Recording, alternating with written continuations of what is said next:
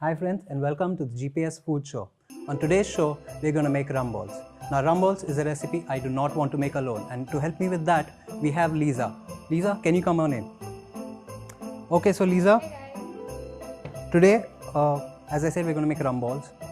Now for rum balls, we have a couple of ingredients here. Can you run us through what you see? I can see cake, Correct. rum, Okay. obviously, Those are rum soaked raisins if you don't recognize. And we have dark chocolate. We have this cake. Now it is a bit too chunky. I need it macerated. So the cake that we are crumbling right now, it can be a brownie, it can be a chocolate cake. Okay, so now the cake is crumbled. For the next step, I'm going to give you a very important job. You hold on to this. Okay? Now don't drink it. It goes in here. And here we have rum soaked raisins. Now these raisins, can use any kind of raisin. I've kept them overnight in lots and lots of rum. So now I'm going to add the raisins here. You can just dump them all in. So now that the raisins are added, we're just going to give it a rough mix to make sure that the raisins go all the way through the cake mixture. Now is the most important part. You can add the rum. Okay, add it a little at a time. Don't add all of it. Yes, this looks ready right about now. So now that the mixture is ready, we can go ahead and make the balls, right?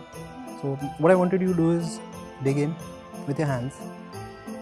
Take out about 20 to 30 grams. That would be around a tablespoon. A little more than a tablespoon. Yep, that's it. And then you can just roll it into a ball. Okay, so now that we made the balls, we have to keep them in the fridge for about half an hour so that they set and harden, right? So I've got cling foil here. So we're going to wrap it in cling foil and put it in the fridge. So now that our rum balls are chilling in the fridge, we move on to the next step, which is coating it with dark chocolate. So we go ahead and break these chocolate pieces so that they will melt better. So now that the chocolate has started melting, we will not disturb it. We will let it melt completely. Now that the chocolate has melted, Lisa is going to bring the rum balls from the fridge. Thank you. Let me just place this here. Okay. If you could please pass me the skewer. Thank you. You can hold on to these. Let me show you how one is done, and then I want you to do them. So you take one. Okay. So you can see this is a bit flat at the bottom. So we put the pointy end in. Okay. Make sure it's secure.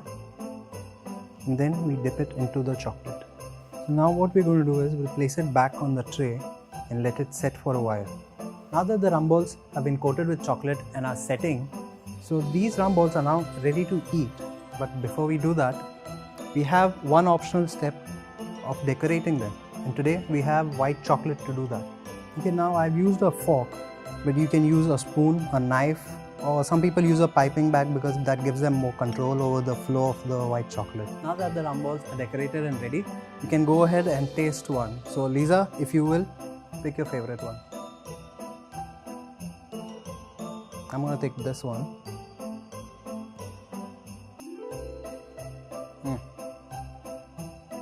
While we two are busy eating, you can go and check us out on all our social media platforms.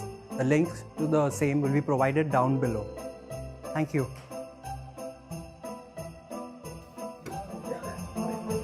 Yo, blur.